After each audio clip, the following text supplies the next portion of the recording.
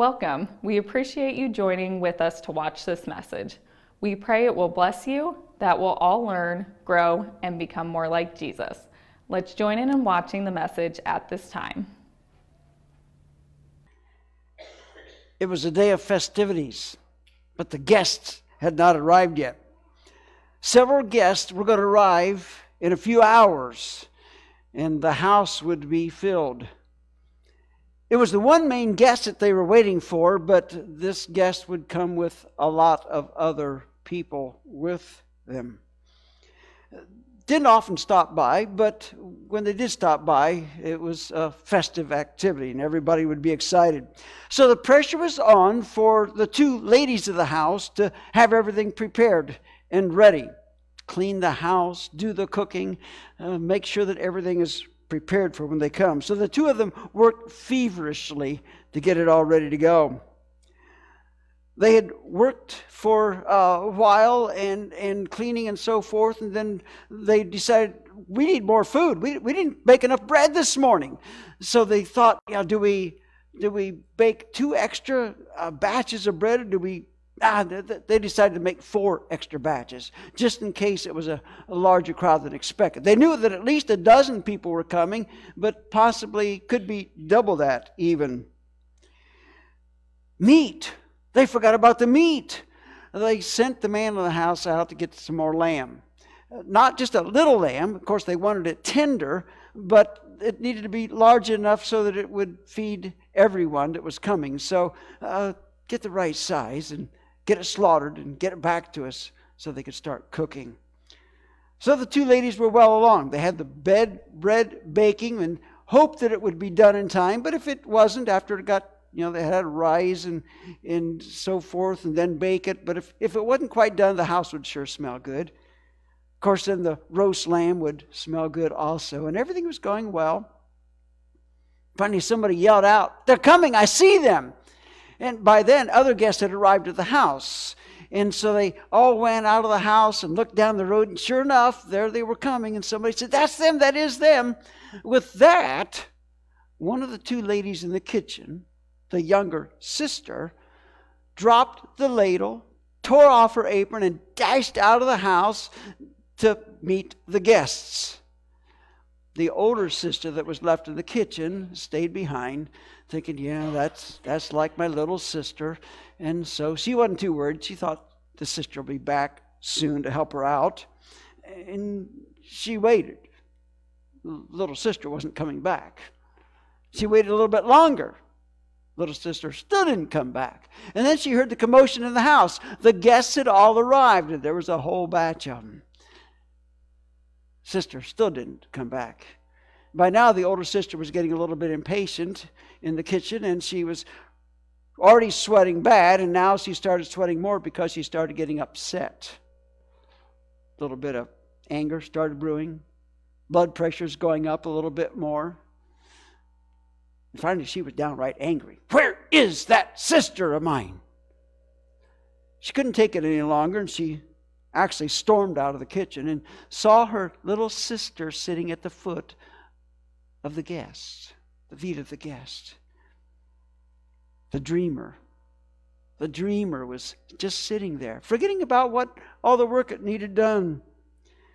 The older sister, in her anger now, marched up to the guest. She said, "Don't you care that my sister has left me to do the work by myself? Tell her to help me." She was even shocked at the anger that she had. The guest looked up at her with love and understanding. And he said, "Martha, Martha, you are worried and upset about many things, but few things are needed, or indeed only one. Mary has chosen what is better, and it will not be taken away from her." Today we're in our third message of the Christmas series, When Love Came Down, and today we're talking about Christmas is Jesus. And I hope that we all recognize the story that we just told. It was the story of Mary and Martha and their brother Lazarus. That Jesus often visited the house, and in this case, come from Luke chapter 10. The Lord Jesus, when he was in the house, he said, "Don't you care that my sister has left me to do the work by myself? Tell her to help me." The guests looked up at her with love and understanding. And he said, "Martha, Martha, you are worried and upset about many things, but few things are needed, or indeed only one. Mary has chosen what is better, and it will not be taken away from her." Today we're in our third message of the Christmas series, When Love Came Down, and today we're talking about Christmas is Jesus. And I hope that we all recognize the story that we just told. It was the story of Mary and Martha and their brother Lazarus. That Jesus often visited the house, and in this case, come from Luke chapter 10. that Martha was ticked off because Mary deserted her in the kitchen. And Martha went up to the Lord, and Jesus sympathized with Mary, not Martha. But doesn't this epitomize us in the Christmas season? We get so caught up with everything, shopping, gifts, parties, office festivities, family gatherings, cooking, house cleaning, decorating, family matters, time with the kids and grandkids, school activities, church pageants. It's a busy time of the year. And eventually, most of us lose it in one way or another. Might be anger. Might be a meltdown where we just cry. However you react to the pressure at some time in the holiday season, many of us lose it. We expect everyone to get in line and to think that what we think is important is the most important. We want help. We expect their cooperation. And we forget about the most important thing about Christmas: Jesus. Not only his birth, but what he's done for us, his life, his ministry, his death on the cross, resurrection from the dead. That's all about Christmas. It isn't just his birth, it's what he came to do for us. Jesus wants us to be more like Mary and not so much like Martha. That's not to say things don't need done, but he praised Mary for worshiping him. We all probably have a little bit of Martha in us, a little bit of Mary in us. And there's times when we're busy, we wish that we could sit and worship like Mary. If you're like many people, you may even be sitting here this morning thinking about things you were going to do this afternoon. And so we've got both Mary and Martha in us. And so hopefully this message will be for all of us. Our goal is to help you and me keep Christmas all about Jesus. So what about that first Christmas? Did Joseph and Mary and everyone manage to keep focused on Jesus? Well, let's look at the situation. Before Gabriel appeared to Mary, did she really have her focus on Jesus? Well, let's put it back in that culture. The Romans controlled Israel. So the Israelites didn't like what was going on. God had been silent for 400 years, no prophecies, no nothing. And so my guess is, and this is only a guess, in their Sabbath worship, which would have been on Saturday at that time, they probably talked about the coming of the Messiah because they didn't like the Romans. When is this Messiah going to come and overthrow the Romans and lead us out of this so we can have the kingdom like King David had again, where we control the world? My guess is that was probably quite often the topic on their Saturday worship. But I doubt if the Messiah was really all that much on their mind all the time. I doubt if it was on Mary's mind that much. She would have been a young girl, not so much involved with everything else. She'd grown up with Roman control. But I guarantee you, when Gabriel appeared to her and told her what was going to happen, everything changed in Mary's life and in her thinking.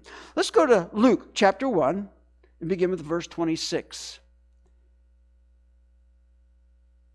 In the 6th month of Elizabeth's pregnancy, God sent the angel Gabriel to Nazareth, a town in Galilee, to a virgin pledged to be married to a man named Joseph, a descendant of David. The virgin's name was Mary. The angel went to her and said, "Greetings, you who are highly favored. The Lord is with you." Mary was greatly troubled at his words and wondered what kind of greeting this might be. But the angel said to her, "Do not be afraid, Mary. You have found favor with God. You will conceive and give birth to a son, and you are to call him Jesus. He will be great and will be called the Son of the Most High. the Lord God will give him the throne of his father David, and he will reign over Jacob's descendants forever. His kingdom will never end." "How will this be?" Mary asked the angel, "since I am a virgin?" The angel answered, "The Holy Spirit will come on you, and the power of the Most High will overshadow you. So the Holy One to be born will be called the Son of God. Even Elizabeth, your relative, is going to have a child in her old age, and she who was said to be unable to conceive is in her 6th month. For no word from God will ever fail." "I am the Lord's servant," Mary answered. "May your word to me be fulfilled." Then the angel left her. Do you think Mary stopped thinking about Jesus once this happened? I don't think so. Matter of fact, she was pretty excited, as we keep reading in the next verse. "At that time, Mary got ready and hurried to a town in the hill country of Judea, where she entered Zechariah's home and greeted Elizabeth. When Elizabeth heard Mary's greeting, the baby leaped in her womb, and Elizabeth was filled with the Holy Spirit. In a loud voice she exclaimed, 'Blessed are you among women, and blessed is the child you will bear. But why am I so favored that the mother of my Lord should come to me? As soon as the sound of your greeting reached my ears, the baby in my womb leaped for joy. Blessed is she who has believed that the Lord would fulfill his promise to her.'" Mary was excited, very excited, so excited that she needed the companionship of another woman that would understand. And who better would understand than Elizabeth, her cousin, that had also had a miraculous conception in the fact that she was beyond childbearing years. But yet the angel told her that she would conceive and she would bear the son of John the Baptist, the forerunner of Jesus. The verses that follow what we read is what we call Mary's song. Not really a song, but a poetic type praise and glorification of God. It was people that later put the tune to it, and many cantatas include a Mary's song. Very, very appropriate. So Mary was excited. She stayed with Elizabeth for 3 months and then returned to her home in Nazareth. The question: when did she tell Joseph about all this? Did she tell him before she went to see her cousin in Judea? And that way Joseph had 3 months to think about it? Did she wait till she came back, till she was definitely pregnant with Jesus, and then told him? We don't know. Maybe it doesn't really matter. But we do know how Joseph reacted. He didn't believe her. And could we blame him? Let's read what the Bible tells us about Joseph. Matthew chapter 1, beginning with verse 18. This is how the birth of Jesus, the Messiah, came about. His mother Mary was pledged to be married to Joseph, but before they came together, she was found to be pregnant through the Holy Spirit. Because Joseph, her husband, was faithful to the law, and yet did not want to expose her to public disgrace, he had in mind to divorce her quietly. But after he had considered this, an angel of the Lord appeared to him in a dream and said, "Joseph, son of David, do not be afraid to take Mary home as your wife, because what is conceived in her is from the Holy Spirit. She will give birth to a son, and you are to give him the name Jesus, because he will save his people from their sins." All this took place to fulfill what the Lord had said through the prophet, "The virgin will conceive and give birth to a son, and they will call him Immanuel," which means God with us. When Joseph woke up, he did what the angel of the Lord had commanded him and took Mary home as his wife. But he did not consummate their marriage until she gave birth to a son, and he gave him the name Jesus. Last week we talked about the problems that Mary and Joseph would have faced. Mary faced the problem of telling Joseph, who didn't believe her. So ladies, how do you react to that? How do you deal with your fiance not believing it? We talked about Joseph in his situation, that he didn't believe her. Guys, how could we believe a fiance like that? Of course, the angel took care of things, and Joseph and Mary came together, but then they had to face the public scrutiny. They lived in a very, very conservative Jewish culture, that she was actually pregnant before they were married. They could count the months, and so they would have both faced public scrutiny. I guarantee you that Joseph and Mary, neither one stopped thinking about Jesus. He would have been at the forefront of their minds all the time. How about you and me? How well do you and I do at thinking about Jesus? Why do we find it so easy to take our minds off of Jesus in the holiday season? Very few of us have the kind of problems that Joseph and Mary have. But the difference is that Joseph and Mary's problems made them focus on Jesus, because if we dare say it, Jesus was the problem. Our problems don't involve Jesus. Satan does a pretty good job of distracting us. If he can't get us to disbelieve, he'll settle for just taking our minds off of Jesus and wavering us away from Jesus. So, what can you and I do to focus more on Jesus this season? We begin with what is maybe the obvious question. That question is our first point. Do I want to focus on Jesus this Christmas? Now, think about that.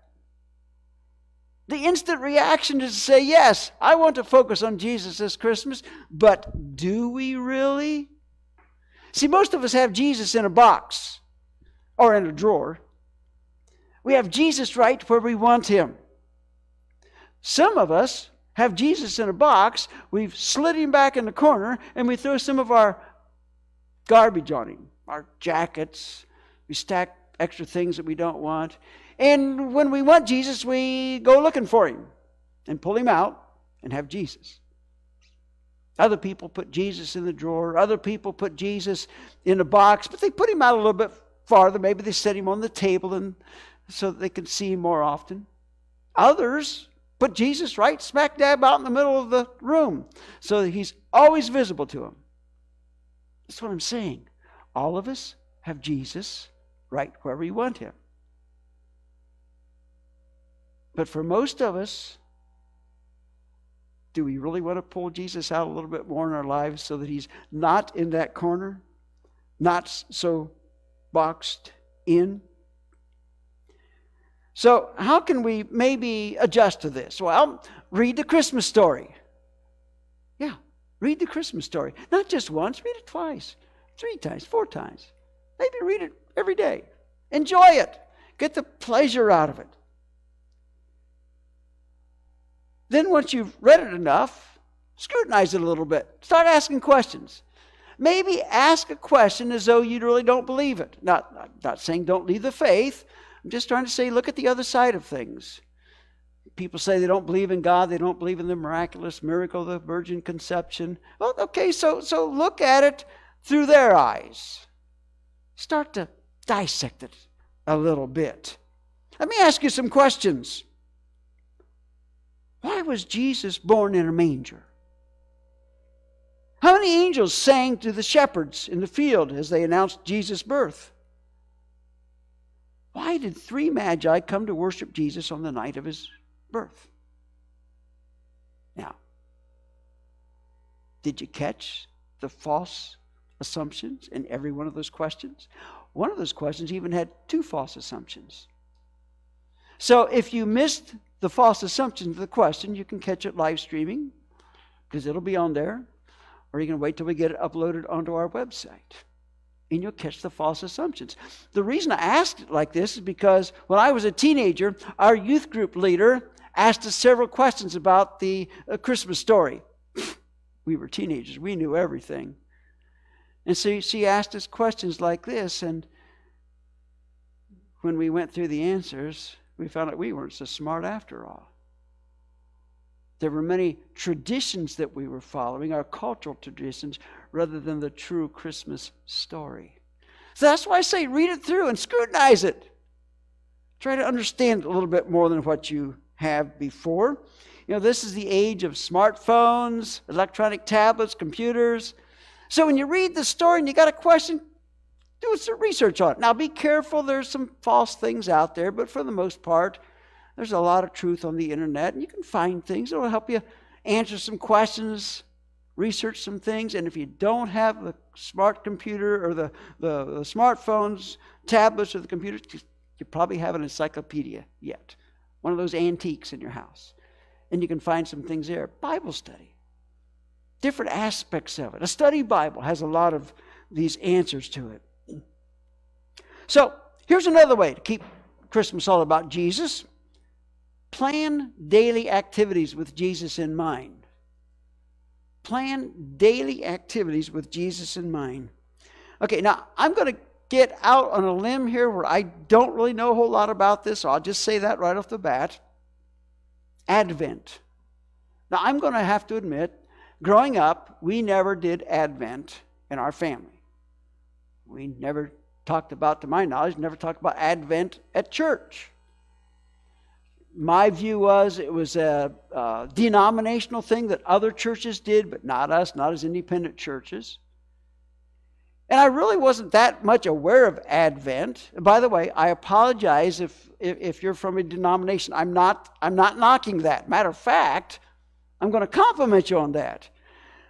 A few years ago, I was down at my youngest daughter's house, and they had an Advent calendar. Okay, I didn't know what it was.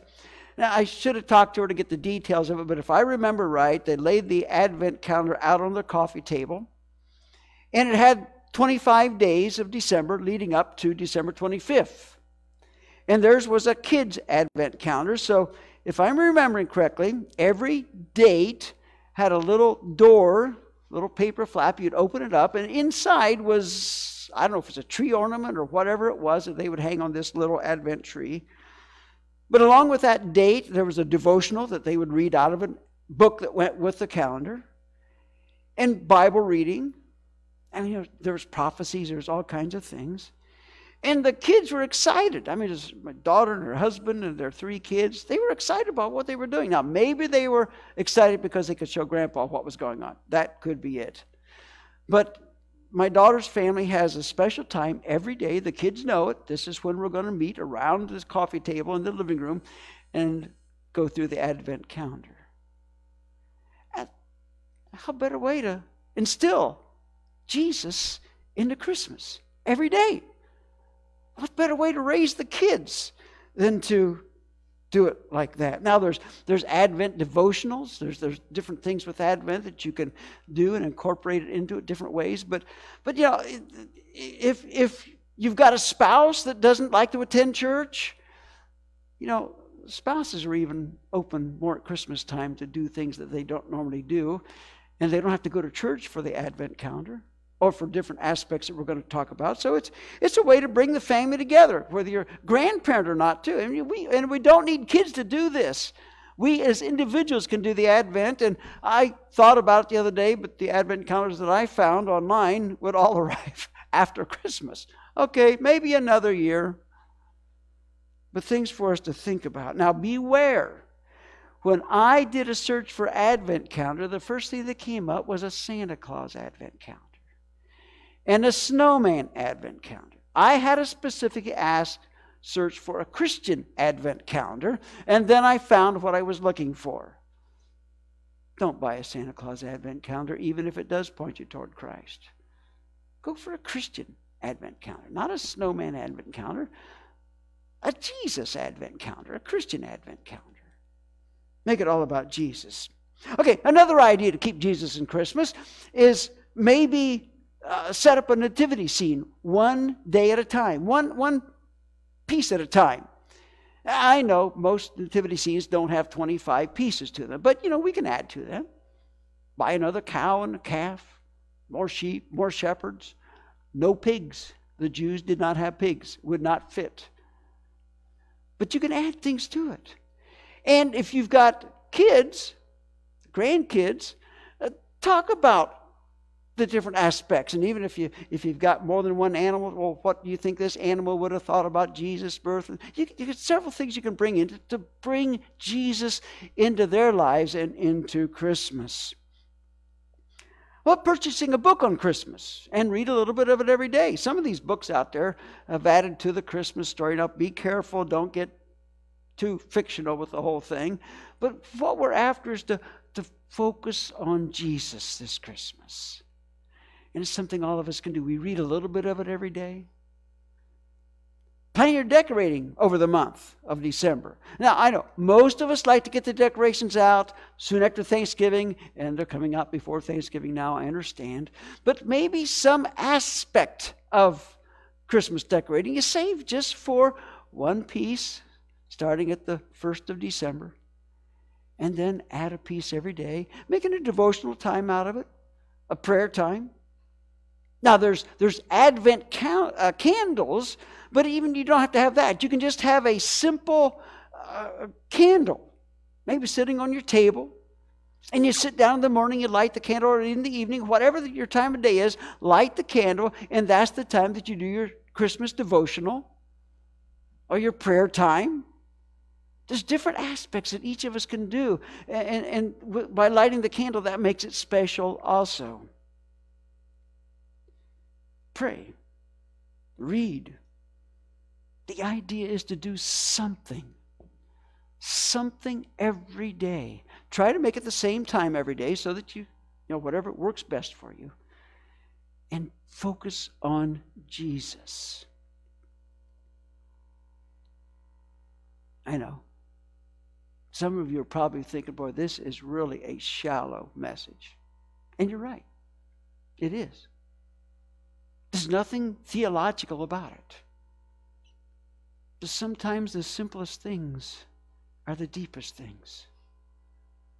Sometimes just something that points us toward Jesus, because we so easily forget. Don't forget Jesus. It's so easy for us to become Martha and get so wrapped up with things because it's so busy, and it is. And I don't think that Jesus is saying don't do that. His criticism of Martha was, you forgot the most important thing, worship Jesus. You can be busy in worship. Just don't let the busyness take your focus off of Jesus this Christmas. And it's not too late to start. We can start today with doing something every day up to Christmas to focus on the birth of Jesus. Father in heaven, this wasn't very deep theologically, was it? Not even deep at all. There's no depth to it. It's just simply saying, let's remember your Son. To thank you for Jesus. To thank Him. He left all of the glory of life with you to come down to us, to be the first gift of Christmas. Can't we at least remember Him? Can't we at least thank you for Him? Satan works so hard to distract us, and he does a good job. Even preachers who can get so wrapped up with the holiday of the things that we forget the real meaning. The love of Jesus. Love that came down to us 2,000 years ago. Go with us, Father. Thank you for your mercy and your grace. In Jesus' name we pray. Amen. Thank you for watching the message. If we can help you in any way, we ask that you please contact us. Check us out on our website at roscopchurch.org. You can find the information there, how to contact us. We'd love to hear from you, talk with you, and help you in your walk with Jesus. Thank you once again for joining with us.